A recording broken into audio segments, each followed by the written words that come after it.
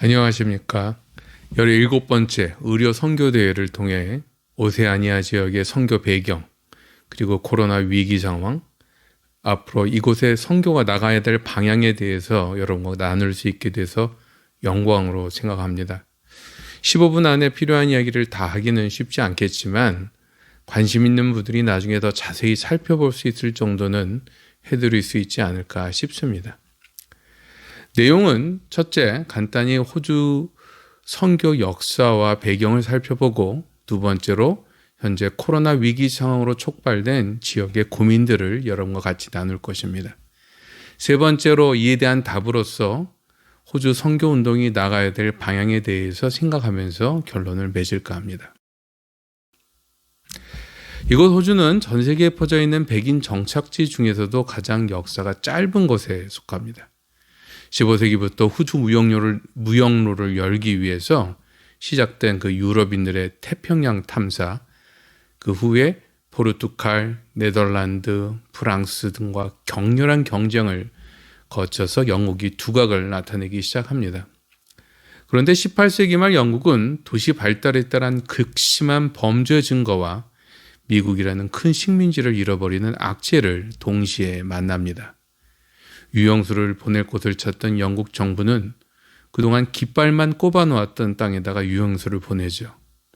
1787년 11척의 배에서 내린 죄수와 군인 등 1400여 명이 시드니에 첫 발을 내딛게 됩니다. 그러나 호주 개척은 단순히 유형수 처리 이상의 더 큰 영적 비전 속에서 이루어진 프로젝트였습니다. 월리암 위버포스로 대표되는 복음주의 평신도 리더들은 대각성으로 깨어난 신앙을 바탕으로 죄인들에게 참 재활의 기회를 주고 땅끝까지 선교할 기지로 호주를 바라보고 있었기 때문입니다.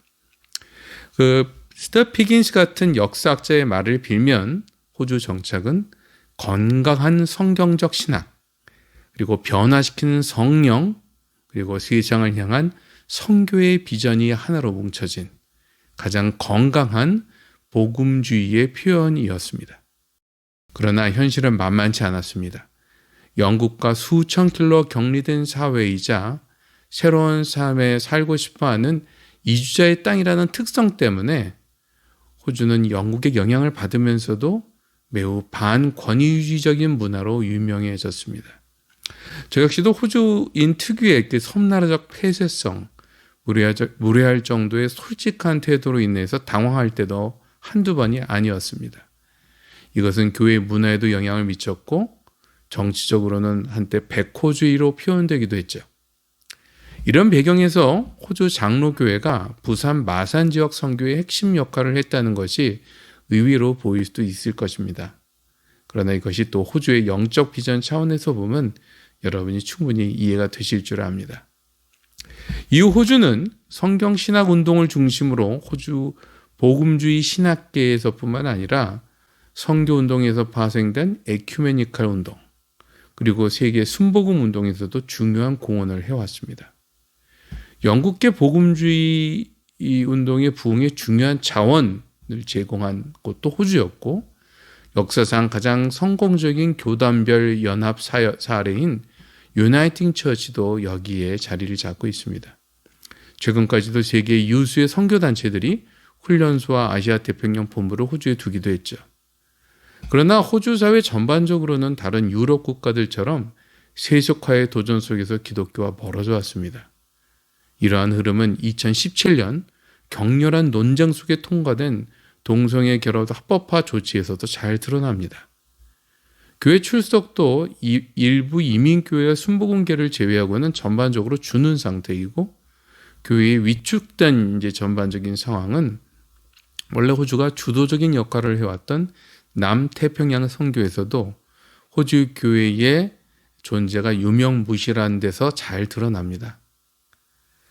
국내에서도 백인 우월주의로 인한 역사적 상처로 인해서 원주민 선교도 부진을 벗어나지 못하고 있습니다.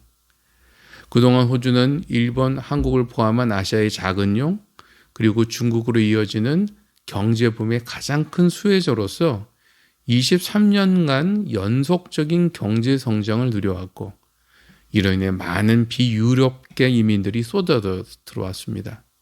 덕분에 세계에서 가장 다양한 인종과 문화가 공존하는 나라가 됐죠. 아직은 기존 호주 사회는 새 이민자들에게 문화적 동화를 요구하는 그런 수준에 머물러 있지만 이들에게 더 적극적으로 다가가야 한다는 점만큼은 인식이 점점 커지고 있는 상황입니다. 특히 호주 백인 주류가 점점 더 기독교와 멀어지면서 기독교에는 이민자와 난민에 더 관심을 기울여야 할 처지가 되기도 했습니다. 고향을 떠나 있는 외로운 이주자 그룹이야말로 서구 개인주의 속에서 사라져가는 공동체에 대한 열심이 남아있는 유일한 그룹이기 때문입니다. 이런 모습은 매주마다 퉁탕거리면서도 그렇게 열심히 모여서 식사를 나누는 한국인 이민교회들에서도 쉽게 확인됩니다. 자, 이제는 호주에서 벌어진 코비드 위기에 대해서 좀 설명드릴 차례입니다.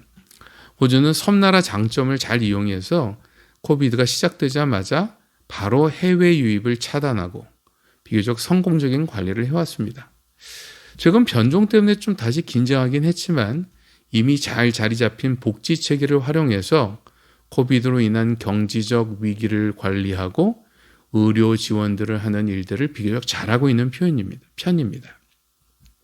근데 여기서 이곳에서도 다른 서구 사회와 마찬가지로 정부의 통제력이 굉장히 강화되고 엄청난 돈이 풀려서 부동산이 폭등하는 등 경제적 불안 요소가 아주 커지고 있습니다. 특히 호주 정부가 미중 갈등 국면에서 확실히 미국 쪽에 손을 들음으로써 그동안 호주 경제의 큰 목을 차지하고 있던 중국 유학생, 관광객, 투자 무역에도 어두운 전망이 나오고 있습니다. 이것은 호주에 아직 남아있는 백호주의적 향수를 부추기고 선교를 백인 문화에 맞추는 것으로 이해하는 관점을 부추길 수 있어서 주의가 필요한 상황이기도 합니다. 코비드는 교회에도 보다 근본적인 고민거리를 던지고 있습니다. 정부의 통제력 강화와 이에 따른 기독교 역차별 문제입니다. 여러분도 아시겠지만 민주주의 제도 아래서는 국민 다수가 기독교인이 아니게 되면 일반 사회의 가치나 법도 신앙과 점점 거리가 생기게 됩니다.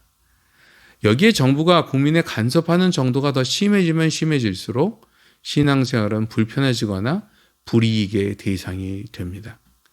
아까 언급한 동성애 결혼 합법화 문제나 기독교 기관에서 동성애자 고용 요구, 또 다른 종교에 대한 비판, 전도 금지 등의 논의가 이어지고 있어서 호주교회는 사회적 역차별과 깊은 실험을 하고 있는 중입니다. 그러나 코비드 사태로 벌어진 여러 변화는 대부분 이미 이전부터 조짐이 나타났던 현상들이 대부분입니다. 정부가 코비드 확진을 막기 위해서 교회 모임을 완전히 금지시켰을 때도 여기서는 한국이나 미국 같은 항의는 거의 없었습니다. 그것은 호주교회가 이미 활동적이지 않은 노인 중심, 자기 신앙에만 집중하는 개인주의 문화가 깊이 자리를 잡은 까닭입니다.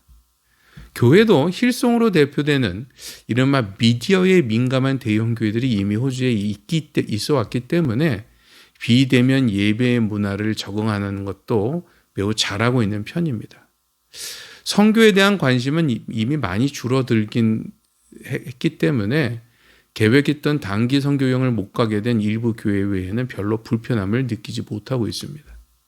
물론 코비드 백신에 대한 예방접종에 반발하는 호주인 영상 여러분이 보신 적도 있겠지만 호주에서는 음모론 같은 것은 별로 인기를 끌고 있지 못합니다.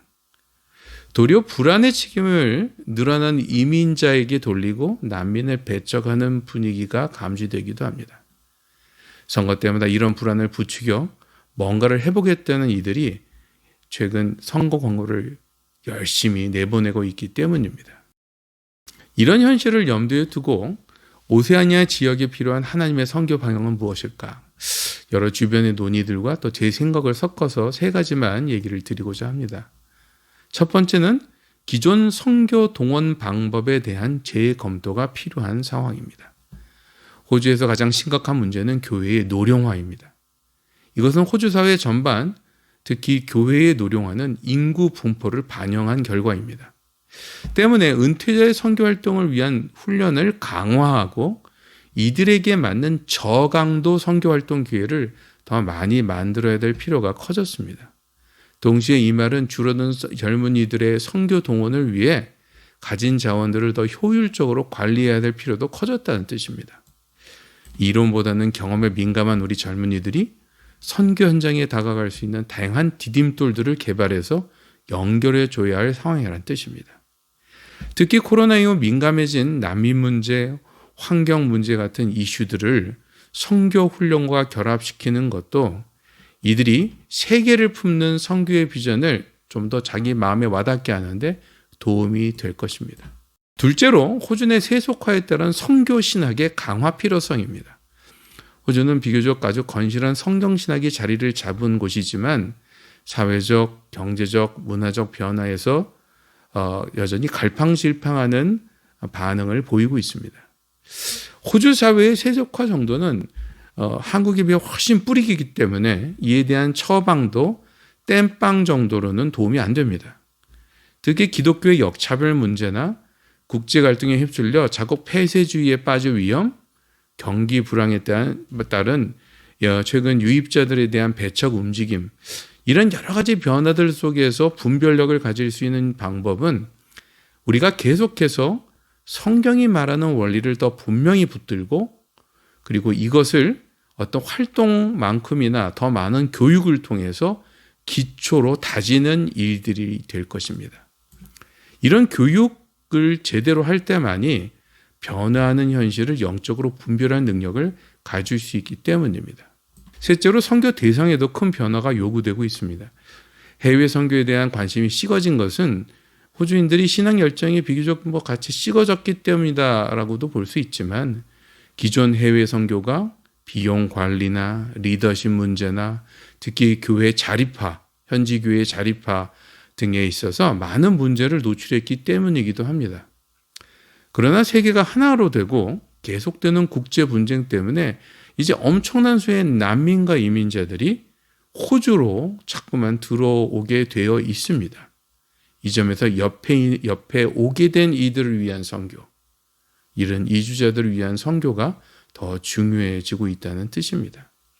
호주는 이 숙제와는 이미 상당한 실험을 해온 편이고 원주민 선교 등에서 보여주던 실패담도 많이 갖고 있는 교회입니다. 이러한 경험을 바탕으로 호주교회는 아직도 부진한 다문화 대화 능력을 향상시키는 노력을 더 해야 될 상황이고 이민교회의 기존의 경험들을 주류교회가 더 전략적으로 쓸 수 있도록 서로 협력해야 될 필요도 커지고 있습니다. 여러분, 짧은 시간 동안 너무 많은 이야기를 한 것 같습니다. 들으시고 큰 걱정에 빠진 분들이 계시다면 저는 이렇게 결론을 맺으면서 마쳤으면 합니다. 개인적으로는 코비드 이후 시대를 별로 걱정하지 않습니다. 왜냐하면 우리가 아무리 모자라고 이상한 실수를 많이 해도 하나님 나라의 사역, 하나님의 구원 역사는 누구도 멈출 수가 없기 때문입니다. 도리어 여기서 우리의 초점은 여기에 우리가 어떻게 참여하고 잘하고 배우고 은혜를 누릴 수 있을지를 고민하는 게 아닌가 싶습니다. 호주교회가 처한 상황에 주목해서 호주의 삶, 평범한 일상 속에서 선교를 어떻게 결합시킬지 고민할 때에 우리는 이 하나님의 놀라운 풍성함을 경험할 수 있는 기회를 더 갖게 될 것입니다. 이런 경험이 다른 지역 분들에게도 조금이라도 도전이 되었으면 합니다. 들어주셔서 감사합니다.